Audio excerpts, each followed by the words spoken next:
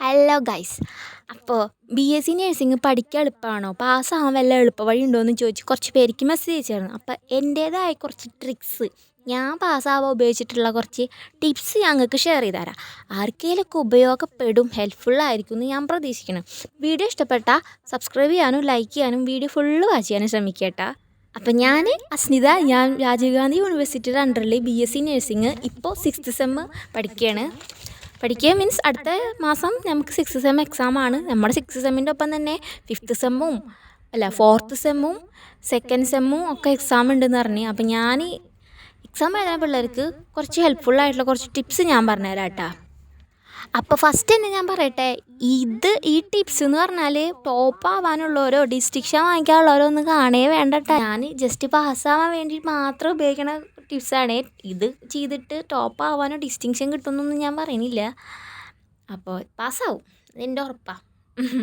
അപ്പോൾ ഈ ടിപ്സ് ഞാൻ ട്രൈ ചെയ്യുന്നു, നിങ്ങളും ട്രൈ ചെയ്ത് നോക്ക് കേട്ടോ. അപ്പോൾ വലിച്ചു നിർത്താണ്ട് നേരെ ടിപ്സിലേക്ക് പോകട്ടോ. അപ്പോൾ ഫസ്റ്റ് ടിപ്സ് എന്ന് പറഞ്ഞാൽ, നമ്മളിപ്പോൾ ഒരു സെം സ്റ്റാർട്ട് ചെയ്യുമ്പോൾ ഫസ്റ്റ് ചെയ്യേണ്ട ഒരു കാര്യം എന്താണെന്ന് വെച്ചാൽ, നമ്മുടെ സിലബസ് INC നമുക്ക് പ്രൊവൈഡ് ചെയ്ത സിലബസ് ഉണ്ടല്ലോ, അത് INCയുടെ വെബ്സൈറ്റിൽ പോയാലും കിട്ടും. അല്ലാണ്ട് നമുക്ക് കോളേജിൽ നിന്ന് പ്രിൻസിപ്പാളൊക്കെ പ്രൊവൈഡ് ചെയ്തിട്ടുണ്ടാവും ആ സിലബസ്. അത് മീൻസ് അതൊരു പഴയ സിലബസ് ഉണ്ട്, പുതിയ സിലബസ് ഉണ്ട് കേട്ടോ. രണ്ടും ഡിഫറൻസ് ഉണ്ട്, ചെറിയ ഡിഫറൻസ് ഉണ്ട്. അപ്പോൾ നമ്മൾ ഇപ്പോൾ എനിക്ക് തോന്നുന്നു ലാസ്റ്റ് ഇറക്കിയത് 2022 തോന്നുന്നു. 2022 ആ സിലബസ് ഉണ്ടല്ലോ, അത് നോക്കുക. അതിൽ നമ്മൾ എന്ത് ചെയ്യണമെന്ന് വെച്ചാൽ, ക്ലാസ് സ്റ്റാർട്ട് ചെയ്യുമ്പോഴേ, അല്ലെങ്കിൽ ഇനിയിപ്പോൾ സ്റ്റാർട്ട് ചെയ്ത് കഴിഞ്ഞപ്പോൾ എക്സാം ആയല്ലോ, ഇനിയും സമയമുണ്ട്. സിലബസ് ഉണ്ടല്ലോ വെടുപ്പായി അറിഞ്ഞിരിക്കുക. എത്ര സബ്ജക്റ്റ് ഉണ്ട്, എത്ര ചാപ്റ്റർ ഉണ്ട് ഓരോ സബ്ജക്റ്റിൻ്റെ അണ്ടറിലും, ഓരോ ചാപ്റ്ററും എത്ര ഹവറാണ് എന്നൊക്കെ വെടുപ്പായി അറിഞ്ഞിരിക്കുക. സിലബസ് നന്നായി പഠിച്ചവർ തന്നെ പാസ്സാവും. എന്നുവെച്ചാൽ സിലബസ് പോയി എഴുതിക്കരുതിട്ടാ, സിലബസ് മനസ്സിലാക്കി വയ്ക്കണത് ഏറ്റവും നല്ലൊരു കാര്യമാണ്. അപ്പോൾ സിലബസ് നന്നായി മനസ്സിലാക്കി വയ്ക്കുക. കാരണം എന്താണെന്ന് വെച്ചാൽ അപ്പോൾ ഈ സിലബസിൽ ഓരോ ചാപ്റ്ററിലും ഓരോ ഹവർ ഉണ്ടല്ലോ. ഞാൻ മനസ്സിലാക്കിയിടത്തോളം ആ ഹവർ അനുസരിച്ചാണ് വെയിറ്റേജ്.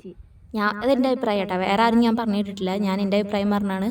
ഓരോ ഹവറും ഓരോ വെയിറ്റേജ് അനുസരിച്ച്. അപ്പോൾ 10 ഹവർ, ഇപ്പോൾ ഒരു സബ്ജക്റ്റിലെ ഏറ്റവും ഹവർ കൂടിയ ചാപ്റ്ററിൽ നിന്നാണ് ഏറ്റവും മാർക്ക് കൂടിയ ക്വസ്റ്റ്യൻ വരാറ്.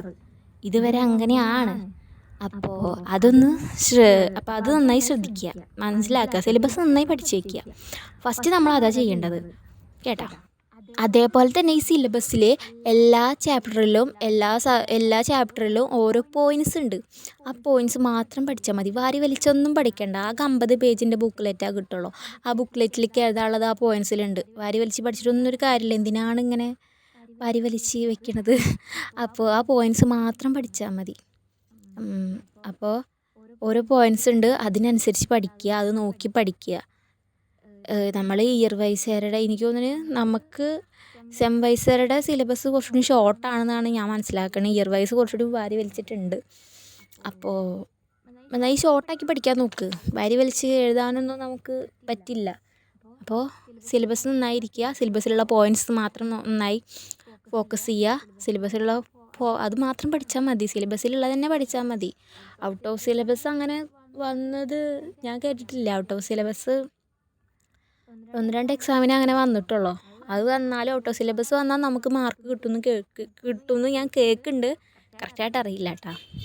അപ്പോൾ നമ്മൾ സിലബസ് നന്നായി മനസ്സിലാക്കുക, സിലബസിലുള്ള ഓരോ ചാപ്റ്ററിൻ്റെ വെയിറ്റേജ് അല്ലെങ്കിൽ ഹവർ നോക്കി വയ്ക്കുക, പിന്നെ അതിലുള്ള പോയിൻറ്റ്സ് മാത്രം പഠിക്കുക, വാരി വലിച്ചൊന്നും പഠിക്കേണ്ട. അതാണ് ഫസ്റ്റ് പോയിൻ്റ് കേട്ടോ. പിന്നെ നമ്മൾ എക്സാം ടൈം ആകുമ്പോൾ പ്രത്യേകം പറയണ്ട, എല്ലാവർക്കും നല്ല സ്ട്രെസ് ഉണ്ടാവും, ടെൻഷൻ ഉണ്ടാവും. അപ്പോൾ നമ്മൾ ഉറക്കമില്ലാണ്ട് പഠിക്കും, ഉറക്കൊഴിച്ച് പഠിക്കും, ഭക്ഷണം കഴിക്കാണ്ട് പഠിക്കും. അതൊന്നും ചെയ്യണ്ട. അതിൻ്റെ ഒന്നും ആവശ്യമില്ല. എക്സാം വന്നാൽ അതങ്ങ് പൊക്കോളും. പഠിക്കുക, ഉറങ്ങുക, വെള്ളം കുടിക്കുക, ഭക്ഷണം കഴിക്കുക, ഇതൊന്നും സ്കിപ്പ് ചെയ്യരുത്. കാരണം ബ്രെയിന് വർക്കായാലാണ് പഠിച്ചിട്ട് വല്ല കാര്യമുള്ളൂ. വെറുതെ ഓട്ടക്കുടത്തിൽ വെള്ളം ഒഴിക്കണ പോലെയാവും. ഇല്ലെങ്കിൽ സ്ട്രെസ്സൊക്കെ കുറയ്ക്കുക, നന്നായി ഭക്ഷണം കഴിക്കുക, വെള്ളം കുടിക്കുക, ഉറങ്ങുക. അപ്പോൾ തന്നെ നല്ലതുണ്ടാവും. ഞാൻ പറയട്ടെ, ഞാനിപ്പോൾ 10 +2 ഫസ്റ്റ് സെം മുതൽ 5th സെം വരെ പഠിച്ചു. ഇതുവരെ ഞാൻ ഉറക്കമൊഴിച്ചിട്ട് ഇതുവരെ പഠിച്ചിട്ടില്ല കേട്ടോ. അല്ല, റിക്വയർമെൻറ്റ്സ് എഴുതാൻ വേണ്ടി ഉറക്കമൊഴിക്കുക എന്നല്ലാണ്ട് ഉറക്കമൊഴിച്ച് ഞാൻ ഇവിടെ പഠിച്ചിട്ടില്ല. അതിൻ്റെ ആവശ്യമില്ല.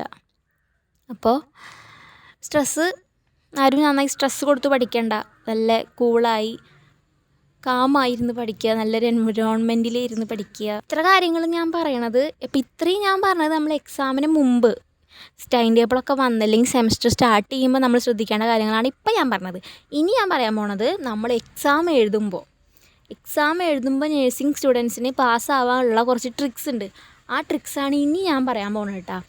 അപ്പോൾ ഈ കാര്യങ്ങൾ നോക്കിയാൽ ഒരു 100-ൽ 90% നിങ്ങൾ പാസ്സാവും, ഞാൻ ഉറപ്പ് തരണേ. ഞാൻ ഇനി പറയാൻ പോണ ഈ കാര്യങ്ങൾ നോക്കിയാൽ 100-ൽ 90% നിങ്ങൾ പാസ്സാവും, ഉറപ്പാണ്. അപ്പോൾ നേഴ്സിംഗ് സ്റ്റുഡൻസിനെ പാസ്സാവാൻ വേണ്ടി പേപ്പറിൽ കാണിക്കേണ്ട കുറച്ച് ട്രിക്സാണ് ഞാൻ പറയാൻ പോണ കേട്ടോ. ശ്രദ്ധിച്ച് കേട്ടോട്ടാ. ഫസ്റ്റ് നമ്മൾ മേഘം വരയ്ക്കുക.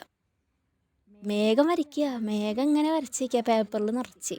ഞാനൊക്കെ എത്ര മേഘം വരച്ചിട്ടുണ്ടെന്ന് അറിയോ? ഞാൻ മേഘം വരച്ചിട്ടൊരു കണക്കില്ല. ഞാൻ മേഘം വരച്ച് പോകുന്നത് എന്നെ അവർ പാസ്സാക്കി വിടണം തന്നെ. മേഘം എന്ന് ഉദ്ദേശിക്കുന്നത് എന്താണെന്ന് വെച്ചാൽ നമ്മൾ ഹെഡിങ് എഴുതിയിട്ട് ഇപ്പോൾ ഇൻട്രൊഡക്ഷൻ, ഡെഫിനീഷൻ, അല്ലെങ്കിൽ ഇപ്പോൾ ഒരു ക്വസ്റ്റ്യൻ തന്നാൽ ആ ക്വസ്റ്റ്യൻ്റെ കണ്ടൻറ്റ് ഉണ്ടല്ലോ, ആ കണ്ടൻറ്റ് ഒരു മേഘം വരച്ച് വെക്കുക. എന്ന് വെച്ചാൽ ഹെഡിങ് ഹൈലൈറ്റ് ചെയ്ത് വെക്കാനാണ് ഈ മേഘം വരയ്ക്കുക എന്ന് പറയുന്നത്. മേഘം തന്നെ ഉപയോഗിക്കണമെന്നില്ല, നിങ്ങൾക്ക് വേണമെങ്കിൽ വേറെ എന്താ വെച്ചാൽ വെച്ചോ. എന്നെക്കൊണ്ട് മേഘം പറ്റുള്ളൂ. അപ്പം ഞാൻ മേഘം വരച്ചേക്കുക മീൻസ് ഹെഡിങ് ഹൈലൈറ്റ് ചെയ്ത് വയ്ക്കുക. പ്രസൻറ്റേഷൻ അടിപൊളിയായിരിക്കണം. പ്രസൻറ്റേഷൻ അടിപൊളിയാണെങ്കിൽ മക്കളെ നിങ്ങൾ പാസ്സായി. ഇതിലൊന്നും എഴുതിയില്ലെങ്കിലും വേണമെങ്കിൽ പാസ്സാവും.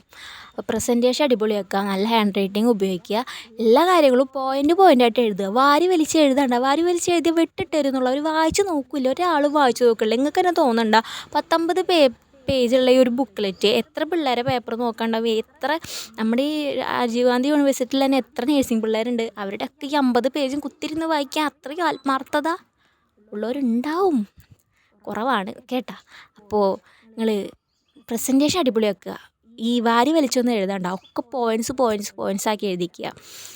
മേഘത്തിൽ ഹെഡിങ് ഹൈലൈറ്റ് ചെയ്ത് വയ്ക്കുക. ഹെഡിങ്ങൊക്കെയാണ് കൂടുതൽ ശ്രദ്ധിക്കുള്ളൂ അവർ, അങ്ങനെ ഞങ്ങൾ കേട്ടിട്ടുള്ളത് കേട്ടോ.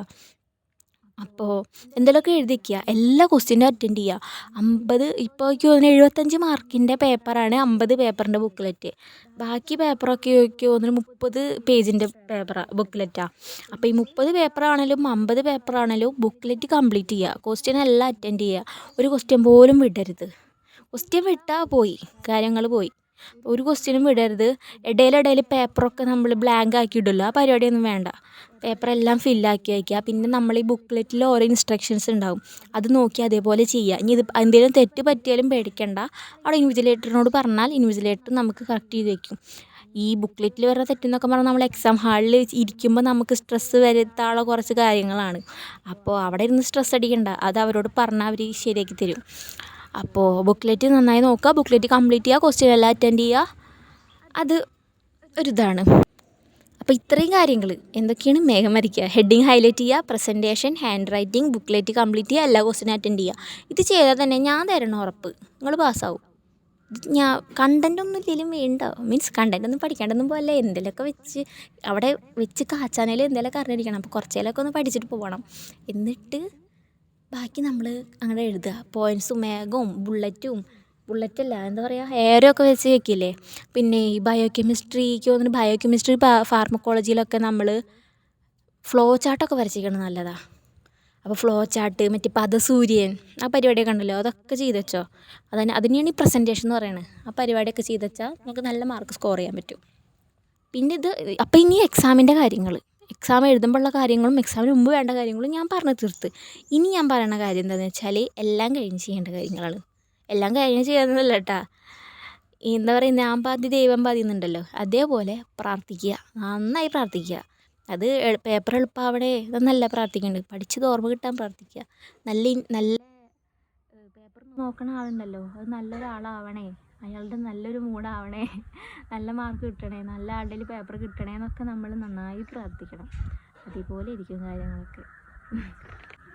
പിന്നെ മെയിൻ കാര്യം ഇതൊക്കെ 5th സെം വരെയുള്ള കാര്യങ്ങളാട്ടോ. ഇനി 6th സെമ്മിൽ എന്താവുമെന്ന് എനിക്കറിയില്ല കേട്ടോ. 6th സെം എന്ന് പറഞ്ഞാൽ സ്പെഷ്യാലിറ്റി സബ്ജക്റ്റുകളാണ്. അപ്പോൾ അതിൻ്റേതായെന്ന് വെച്ചാൽ ചൈൽഡ് ഹെൽത്ത് ആണെങ്കിൽ ചൈൽഡ് ഹെൽത്തിൽ MSc എടുത്ത ടീച്ചേഴ്സ് മാത്രമേ നോക്കുകയുള്ളൂ എന്നൊക്കെ പറയുന്നുണ്ട്. അപ്പോൾ 6th സെമ്മിൽ ഇതൊക്കെ വർക്കാവുമെന്ന് എനിക്കറിയില്ല, അതെൻ്റെ കാര്യമാണ്.